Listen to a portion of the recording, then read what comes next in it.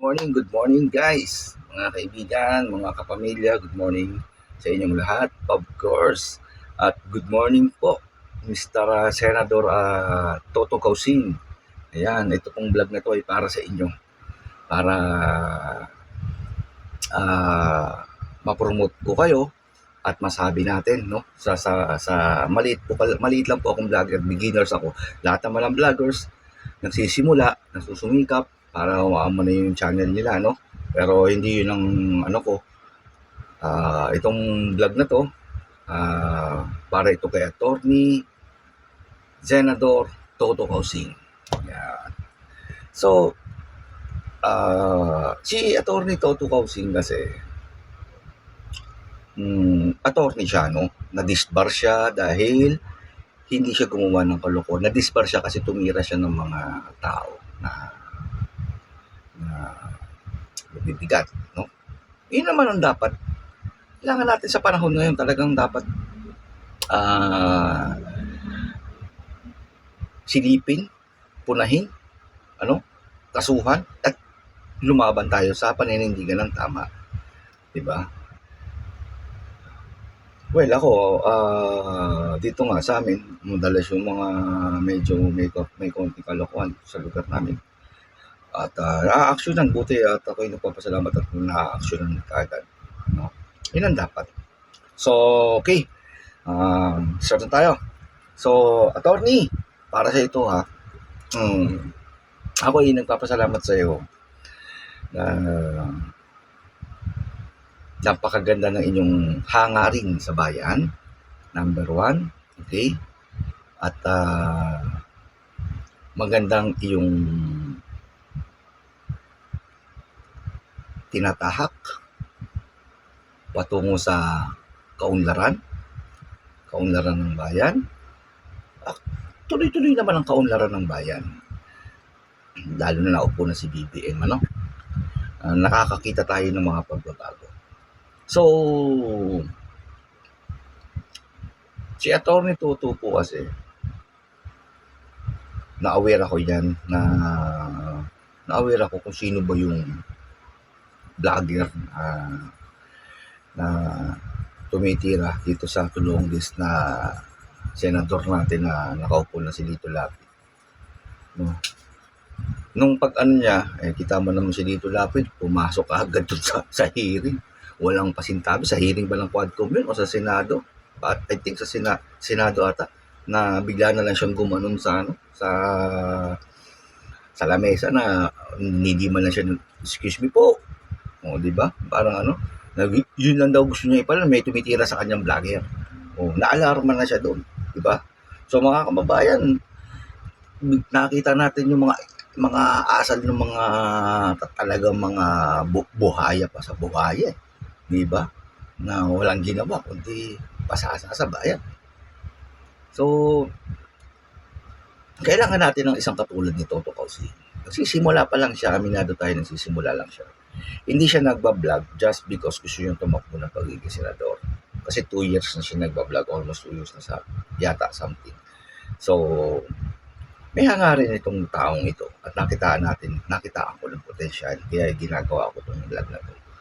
At sana sa kasalukuyan, attorney, ay nakikinig ka sa akin kahit maliit na channel lang ako. Nagpapasalamat naman ako at kung minsan nabibigyan mo ako ng pansin sa iyong channel kung ako'y nanonood. Minsan, lang ako, watching lang, hindi ako nagko-komento. Minsan, nagpamabati lang din ako sa iyo. Good morning, good afternoon, good evening. So, attorney, ang mamamayan ay nag-iisip kung sino talaga yung iboboto nila sa darating na eleksyon. No? Itong vlog na to ay ginagawa natin para anuhin ng sambayan ng Pilipino, hindi lang dito sa Pilipinas, sa buong mundo. Kasi lahat ng OFWs natin, lahat ng mga Pilipinong na sa ibang bansa, bumoboto para dito sa atin. So, para ito sa buong Pilipino, sa buong mundo, sa anong bang panig, kung meron pang Pilipino sa Mars, Para na rin to sa mga Pilipino sa Mars o kaya kahit sa Pluto, sa Jupiter, basta kung nasaan man yung mga Pilipino. Bigyan po natin ng pagkakataon si Atty. Toto para maupo sa Senado. Wala pong perpektong kandidato. Kahit anong perfect mo na paghahanda, sinisigurado ko sa iyo, lalo na isang baguhan ng isang sinisigurado ko yan. Kahit sinong tumakbo, ninervous rin pag nakaupo na siya. So, be relaxed. Toto, So, ako'y nananawagan sa aking mga kababayan, sa aking mga kapamilya, sa aking mga kaibigan sa YouTube, kaibigan dito sa personal, na bigyan natin ng isang pagkakataon si Senador Atty. Toto Kausing. Hindi lahat ng walang hair masama, 'di ba? Pero siguro itong hair na to, itong walang hair na to, tingin ko rito ito yung lalaban. Ito yung talagang maninindigan, Isa sa maninindigan. So isama natin siya sa balota sa susunod na itong darating na eleksyon. Sana ikaw, Atty. Toto, Senador, incoming Senador Atty. Toto Kausing, ay nakikinig sa akin ngayon. Simple at napakaliit ko lang pong channel. Pero may mga kaibigan naman din tayo kasi siyempre mahirap yung channel natin. Maliit nagsisimula pa lang tayo kay YT, kay Lolo. So, medyo hindi naman natin inaasam yun. So, makilala lang tayo itong vlog ko na to para sa inyo to. With Mamshi, of course, Super Mamshi Vlog. Don't forget to subscribe kay Super Mamshi. Siya yung second mom ko. Okay? And attorney. So, ayan, para sa inyo po itong vlog nito. Aking mga kamag-anak, bigyan po natin ng pagkakataon, aking mga kaibigan, bigyan natin ng magandang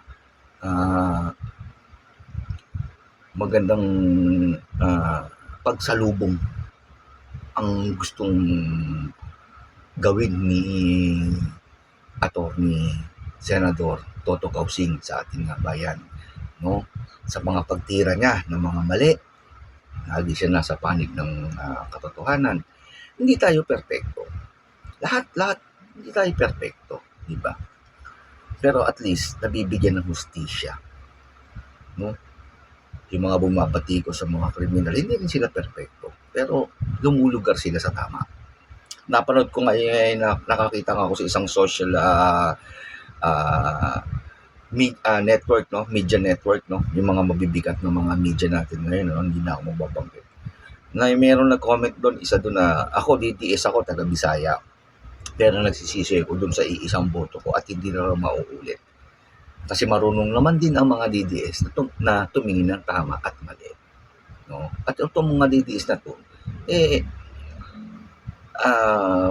pwede silang bumaliktad. Kasi apektado pamilya din nila kung pagpapatuloy din nila yung pagsuporta sa mga kalokohan, di ba? So, nakikita ko nagbabago, may mga napakalaki ng ginagawa ng social media, especially mga YouTubers, Tsaka yung mga yung mga tawag dito, yung mga mabibigat na vloggers na tumingin din kayo sa tama. Hindi naman ako tumitira sa mga wala akong tinitira kahit sino sa iyo. Tumingin lang kayo sa tama. Tama ba to? Mali ba ito? Diba? Alam niyo naman yung tama Ako, hindi ako karpintero. Pero nagpagawa ako ng cabinet sa karpintero. Hindi ako karpintero. Pero alam ko kung maayos ba yung cabinet ng ginawa o hindi. Diba? So, ganun lang yun Ako, hindi ako karpintero. Pero tinignan ko yung cabinet ko parang pangit, parang sagwa. Sasabihin ng karpintero sa akin, hindi, dahil ako karpintero, ako nakakaalam. Pero sa tingin mo, sabi ko nga sa isang karpintero, sa tingin mo maganda ba ng basahin yan? Hindi siya nakasagot. Tama ba yung ginawa mo? Parang ganun din tayo mga mamamayan. Diba? Hindi tayo perfecto, pero nagmamasid tayo kung ano ang tama at inaaral natin yan. So kaya ito, Atty. Toto Kausing, para sa itong vlog na to, sa aking mga nagsasubscribe sa akin, nakikiusap po ako na isingit natin siya sa balota. Bigyan natin siya ng pagkakataon. Aralin po natin yung mga vlog niya, no? Toto Kausing. Aralin natin yung ano niya, mag-subscribe kayo sa kanya para malaman natin para malaman ninyo kung ano yung mga topic niya every day, every night, every morning. Last 2 years, no? 2 years o 3 years, hindi ko masyadong ano kay Atty. Toto, no? Pero matagal na siya. No? So, ito lang guys, ito lang yung ano natin, ito para kay Atty. Toto Kausing ito. Atty. Toto Kausing, kung nakikinig ka, ano, ito ay para sa iyo. No? At ako'y nananawagan sa aking mga pamilya. Wala pang patutunayan si Atty. Toto. Wala pang patutunayan si Atty. Toto. Tapos na-disbar pa siya. No? Na-disbar siya kasi nilaban niya yung katotohanan eh. Oo, yun yung totoo.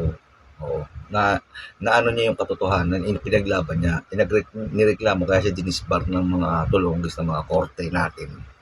No?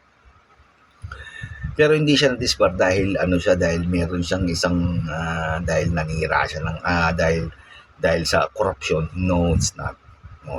Ako bilib ako kay Atty. Toto. No? Kailan ko lang siya nakilala. No? Ako nananahimik lang dito, pinagmamasdan ko lang siya kasi ako para ako isang drone. Para akong katulad ni Paduano, no? Pagiringan, idol ko yun eh. Concept yun eh.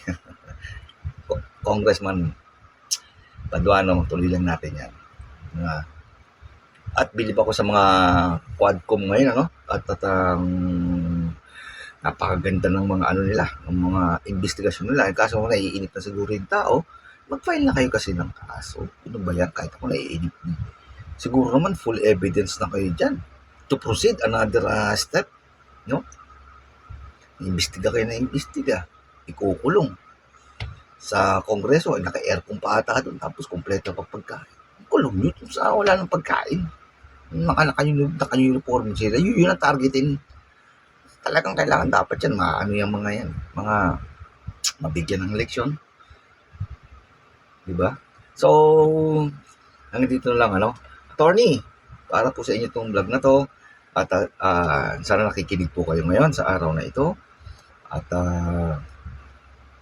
ginawa ko po ito para i-promote kayo at para manawagan sa aking mga kapamilya, kaibigan na isingit nyo si Atty. Toto kasi maganda kanyang hangarin. Ngayon kung nagdududa kayo, tignan nyo po yung type Toto Kausing sa YouTube. Tapos makikita nyo na po siya doon. Yung pinaka-poging no hair. Hindi po long hair no hair. Yun po yung pogi. Hindi lahat ng no hair is masama. Siya lang siguro yung mabuti. No? So, ganun na lang. So, maraming salamat po. At sana Atty. Toto Kausing ay dire-diretsuhin natin itong pagbablog natin para ma-promote tayo, no? Para ma-promote ko kayo. At papagawa tayo dito ng isang tarpaulin na para sa inyo. Ito, pagka malapit na yung malapit na yung mga kampanya, yun lang yung support namin sa inyo.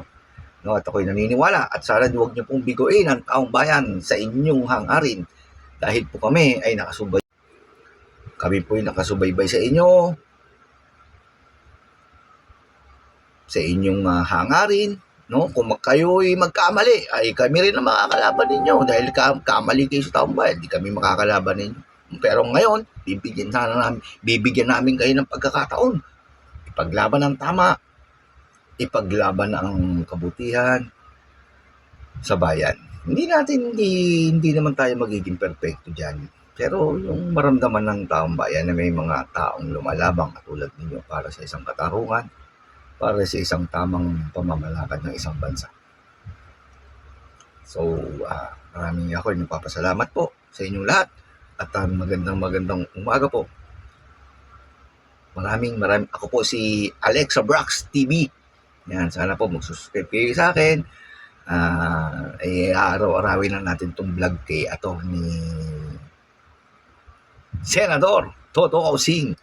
Yan. Hindi Si Atty. Toto kasi hindi pagbabago. Dudugtungan niya ang mga wala siyang salitang pagbabago. Iaangat niya.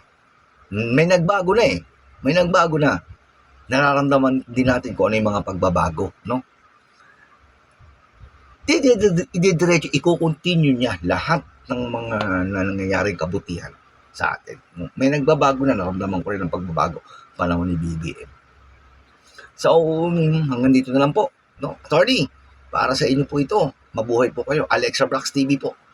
So, Braxy, Alexa Brax TV. Yan, okay. So, mga aking mga pamilya, mga aking mga kaibigan, so, nananawagan ko ako sa inyo. At mag-subscribe po kayo kay Atty. Toto. Atty. Toto, napakaganda pala nung mga yung mga yung gitara, galing mo palang kumanta. Pwede tayo mag-banding diyan. Hindi ako marunong mag-gitara pero magaling ako ng boses ko. Di ba? Ngayon pa nga lang, baka ma-inlove ka na sa akin. Well, so, ito lang po.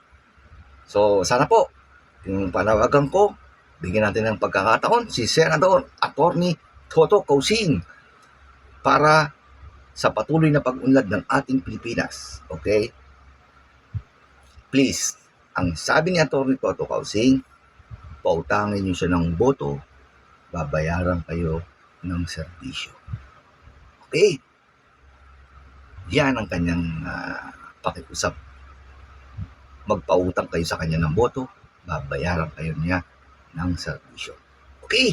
So, Atty. Toto Causing, Senador, mabuhay po kayo. Naway magtuloy-tuloy po ang inyong hangarin sa bayan. Maraming salamat at magandang umaga po.